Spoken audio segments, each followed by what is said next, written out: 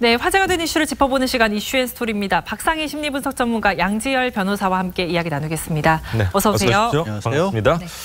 자, 전남 강진의 여고생이 실종된 지 벌써 일주일째입니다. 용의자 B 씨가 저수지 쪽으로 이동한 정황이 추가로 확인이 됐네요. 네, 여고생이 실종된 다음 날 원래는 이제 그날 밤 11시 정도에 그 피해 여고생의 어머님이 찾아갔을 때 불을 끈 상태로 조용히 빠져나갔다 이렇게만 알려졌었는데 그 전에는 9시 20분쯤에도 한번 집을 나갔던 적이 있답니다. 네. 이제 식구들에게는 읍내에 있는 당구장 가겠다라고 얘기를 했다는데 한 13분 만에 돌아왔어요.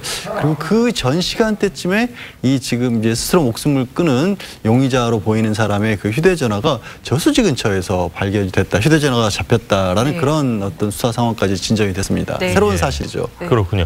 자, 저희가 뭐 정확한 상황을 좀 알아보기 위해서요. 직접 잠수에 투입됐던 분의 이야기를 좀 들어봤습니다.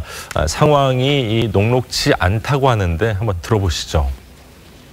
시야는 10cm 안 보여요. 원래 저수지가 부유물이 많기 때문에 들어가면 이렇게 시야는 안 나옵니다. 이제 들어가서 이제 손으로 더듬으면서 수색을 해야죠. 네, 유력한 용의자 이 김 씨가 가족한테 거짓말까지 하고 이 한밤중에 외출을 한 건데요.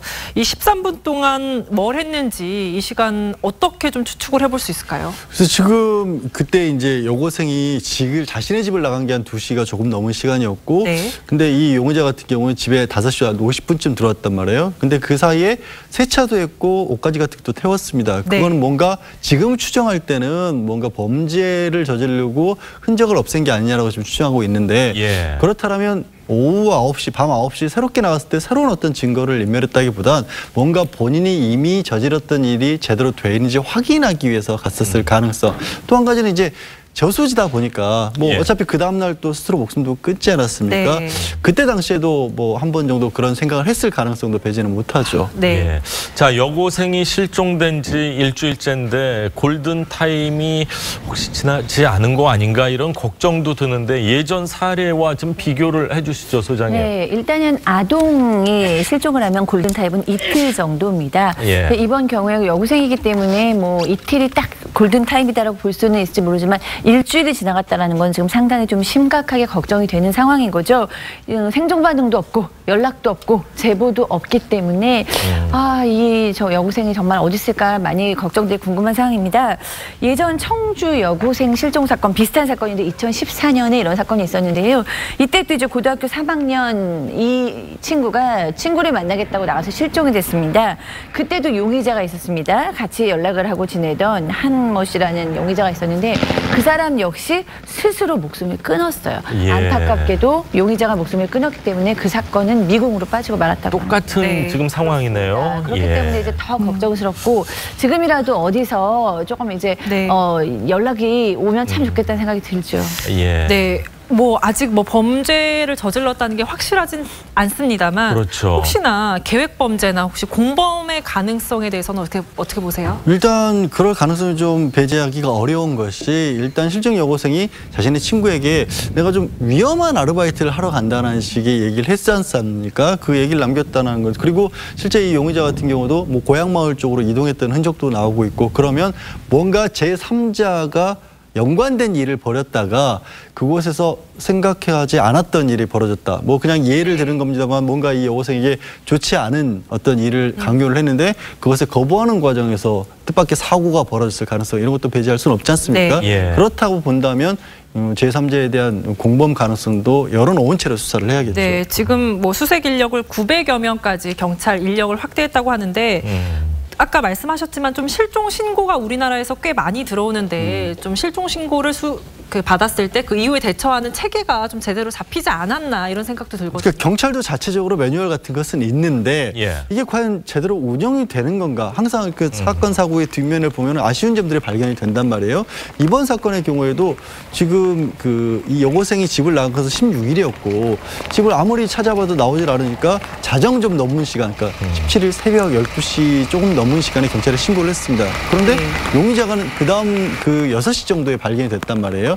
만약에 마지막에 어차피 접촉을 했던 사람이 이게 지금 용의자, 스스로 목숨 끊은 용의자이기 때문에 조금 더 경찰이 신속하게 신병을 확보하거나 했더라면 이렇게까지 뭐 미궁에 빠지지는 않지 않았을까라는 생각도 해볼 수도 있고 체크리스트 같은 게 있는지 조금 의문이긴 합니다. 실종 여고생이 친구에게 보냈다는 문자 메시지에 웃음을 뜻하는 키역 해서 크크크 이런 의미를 뭐 문자를 보냈다 이런 보도가 나가서 사실은 굉장히 놀랐는데 이건 또 사실이 아니라면서요? 그렇습니다. 어저께 이제 아침만 해도 이 여고생이 굉장히 이제 친구한테 신고해줘라는 문자를 남겼기 때문에 불안감을 느낀 것이 아니냐라고 얘기를 했는데 오후에 무슨 보도가 나왔냐면 이 여고생이 친구한테 그런 부탁을 하면서 중간중간 키읔 크크크를 계속 넣었다라는 거예요. 그렇기 때문에 사실은 여고생이 뭐 별로 불안해하지 않았던 것이 아니냐라는 이제 추측 보도가 있었는데요. 지금 전남지방경찰청에서 아니다 수사해 보니까 키읔은 안 넣었다. 그러니까 확인되지 않은 보도를 자제해달라고 요청했습니까? 그러니까 참 이 굉장히 좀 심각한 상황이고 마음 애타는 가족이 있기 때문에 좀 확인되지 않는 얘기들을 하지는 않아야 되지 않을까 싶습니다. 가족분들의 걱정이 정말 클 텐데 정말 생환에 오기를 기대해 보겠습니다. 자, 다음 이야기를 좀 하겠습니다. 풍자 만화로 논란을 몰고 다니죠. 웹툰 작가 윤서인 씨가 이번엔 배우 정우성 씨를 아주 공개적으로 저격해서 또 논란이 되고 있네요. 그러니까 처음에 SNS로 시작을 한 겁니다. 그러니까 지금 한참 상황이 하필이면 제주도에 MN분들이 한 500명 가량이 오면서 국민적으로 좀 이거 어떻게 해야 되나 지금 좀 상당히 좀 논란이 일고 있지 않습니까?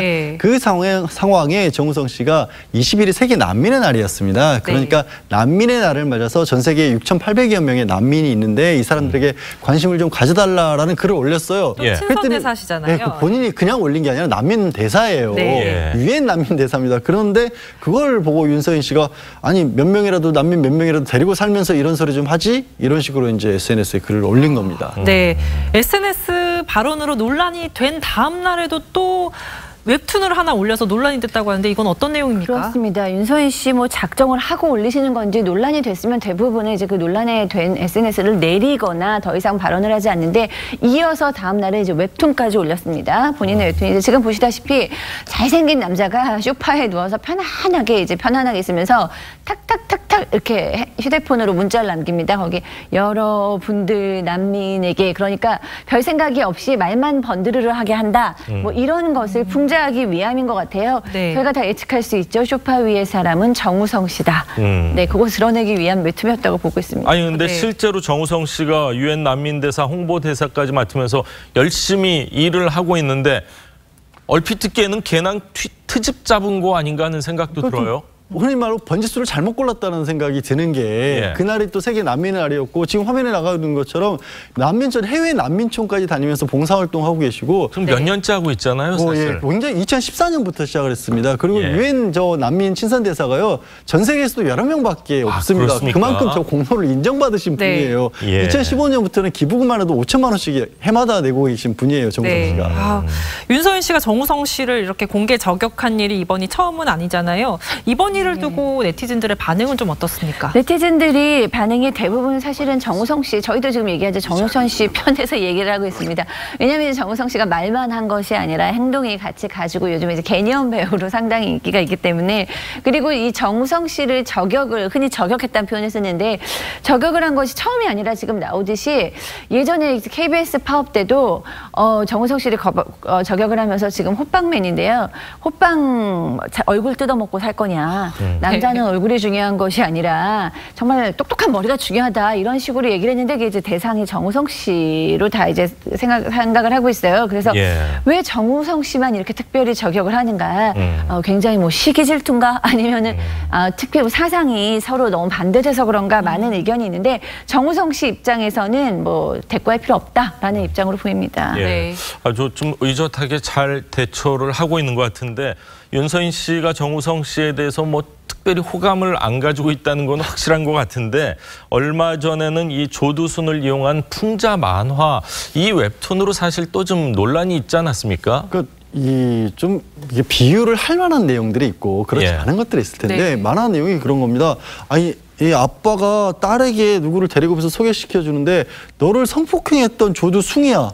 조두순이라는 사건이 바로 떠오르지 않습니까? 예. 저는 도대체 저게 무슨 의미인지를 모르겠어요. 화해하지 않아야 될 사람과 화해를 한다는 의미로 비유를 한 거라고 지금 보이는데. 이제 얼마 있으면은 출소한다. 그 즈음에서 이제 나온 그 즈음에 저런 걸 나온 겁니다. 근데 저거는 상상할 수 없는 일이잖아요. 아빠가 꼬집는다고 했는데 엉뚱한 데를 꼬집은 듯한 그런 느낌이에요. 누구를 아프게 하자는 건지 모르겠어요. 그리고 이제 또 소녀상 같은 문제에 관해서 얘기를 하면서도 소녀상 그럴 게 아니라 뭐 많이 만들어가지고 그 K-팝 콘서트 열어줘야 되는 거 아니냐. 소녀상만 세울 게 아니라 옆에 소년상도 세우자.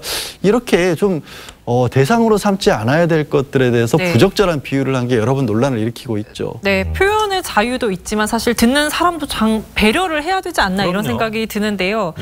웹툰을 올린 다음에 또 개인 방송 홍보도 했단 말이에요. 좀 관심을 받고 싶은 심리가 있지 않았나 이렇게 추측이 또 되거든요. 네, 그렇습니다. 이 조두승 만화 때는 사실 국민청원, 청와대 국민청원 20만이 넘을 정도로 굉장히 큰 문매를 맞았는데 그 후에 좀 잠잠하지 않을까라고 생각을 했지만 지금 또다시 이제 논란을 시작을 했죠. 근데 이제 맞물려서 무슨 얘기를 했냐면 다음 주 월요일부터 윤서원 TV 유튜브 방송을 시작을 한다. 뭐 이렇게 얘기를 하면서 뭐 부인도 나오니까 이제 많은 첫 회를 기대해 주셔라면서 본인의 이제 방송을 홍보를 했단 말이에요. 그렇기 때문에 이쯤 되면 노이즈 마케팅 아니냐라는 생각이 이제 안 들기가 좀 어렵죠. 왜냐하면 바로 이어서 내가 뭐 이제 20위부터 천천히 시작해 보겠다 이런 식으로 이제 방송에 대한 포부를 밝히기 때문에 이렇게 정우성으로 논란을 일으키는 이유가 본인의 이제 TV를 선전하려는 것이 아니냐라는 네티즌들의 의견이 있습니다만 뭐 단언하기는 어렵죠. 하지만 의심의 여지가 좀 있는 상황입니다. 사실 웹툰 작가하면은 없는 거를 이제 창조해내는 그런 작업을 하는 분들인데 이 창작의 자유, 표현의 자유는 분명히 있습니다. 하지만 그거를 공감을 얻지 못하면은 이제 많은 사람들로부터 사랑받기는 좀 어렵지 않나 여러 가지 논란의 중심에 섰던 인물 이야기를 했는데요. 다음 이야기를 좀 하겠습니다. 자, 배우 최시라 씨의 남편이죠. 사업가 김태욱 씨가요. 루게릭 환자들을 돕기 위한 아이스버킷 챌린지에 동참을 하면서 다음 주자로요. 문재인 대통령과 김정은 위원장, 트럼프 미국 대통령 이렇게 지목해 논란이 일고 있습니다. 최시라 씨의 목소리 먼저 듣고 이야기 나누겠습니다. 안녕하세요. 최시라입니다. 저는 최재원 작가의 지목을 받아서 아이스버킷 챌린지에 동참하게 됐는데요. 이렇게 뜻깊은 일에 함께하게 돼서 굉장히 기쁩니다. 자, 그럼 도전하겠습니다. 제가 지목한 세 분은요. 남편 김태욱 씨, 존경하는 장미희 선배님, 정도원 감독님이십니다.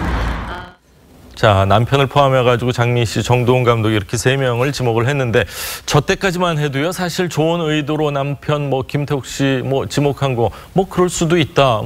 가수를 하다 사업가로 잘 하고 있으니까. 근데 그 이유가 좀 일이 커진 것 같아요. 그렇습니다. 왜냐하면 김태욱 씨가 다음 이제 뒤집어 쓰는 그 행동을 하면서 뒤에 이제 직원들을 쫙 그 웨딩 업체 직원들을 뒤에서 이제 서 있게 하면서 다음 대상자로 지목한 사람들이 문제입니다. 3명을 지목을 했는데요. 누구냐면 문재인 대통령, 트럼프 대통령, 미국, 북한 김정은 위원장을 지목을 한 거예요. 그러니까 이제 많은 사람들이 이 정도면 좀 농담으로 보기는 어렵다. 이 정도면 이제 과유불급이다. 너무 과하다라는 얘기를 하고 또 루게릭 환자를 위한 이런 좋은 의도의 버킷 챌린지에 이런 식으로 약간 장난이랄까 이슈랄까 홍보랄까 이런 행동을 한 것은 굉장히 부적절하다는 네티즌들의 문매를 맞고 있습니다. 충분히 할 수 있다라는 의견도 있는 반면에 좀 도가 지나쳤다라는 반응이 좀 더 많은 것 같은데 트럼프 대통령은 이미 아이스버킷 챌린지에 동참한 적이 있잖아요. 기억이 나요. 굉장히 득을 많이 봤죠. 뭐냐면 지금 보시는 것처럼 이제 옆에 있는 사람이 미스 유니버스, 미스 USA 출신 여성들인데 그 전까지 트럼프 대통령 머리 헤어스타일이 굉장히 독특하잖아요. 그래서 저거 가발 아니냐는 얘기가 많았어요. 저 영상을 딱 올리면서 트럼프의 그 머리는 가발이 아닙니다라고 제목을 붙인 겁니다.